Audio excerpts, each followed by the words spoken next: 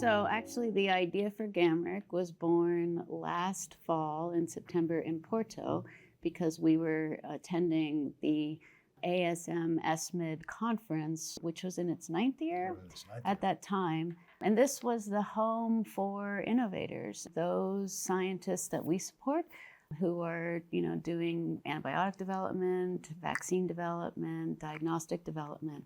And that was the last year of the meeting. And there was a lot of anxiety. It had always been a great home for us. And so over a glass of champagne, celebrating my birthday, Robert Simone and I spoke about the need to continue this meeting. And then we convened a group here and others to join us to make this a home again. When we started the series 10 years ago, Yeah. this is the thing that was formerly called the ESCMID, ASM, or the ASM ESCMID, depending on which side of the ocean it was on, meeting. It was the meeting for developers, and it included things like a boot camp where we talked about the deep ideas of how you develop a drug, things that what I think of as the pharmaceutical plumbing, things that sound terribly boring, but actually are vital to putting a drug into and onto a pharmacy shelf. So this has been a meeting of 300 to 400 people, very lively interactions across all sides of the diagnostic development platform, the development ecosystem. And we're going to continue to carry that on. Though a shift for this is previously we were just going back and forth across the Atlantic Ocean, United States and US. Over the past 10 years, the emergence of global partners in this whole thing has been very clear. And so the meeting is now renamed the Global AMR Innovators Conference to reflect that.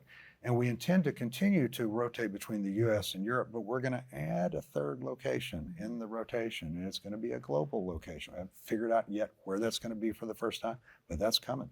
So what this year will be is an expansion of the previous meeting. Yeah. So what Erin was just telling, we had a lot of people coming to us in the Porto meeting, really regretting that this meeting was stopping. And so we took the liberty to speak to a couple of organizations to see, could we resurrect it? Because from the ESCMID side, the issue here is that we are losing a lot of academics, which is in the drug development space, and we actually miss a place for the academic side to intertwine together with the industry and the drug developers. So we got this traction to do this, and the thing is that we thought, just as John said, well, we globalize, that is one thing, but also innovation is more than just drug development. So we will look more globally also at sites, but also at both diagnostics and vaccinology, and of course, drug development in it.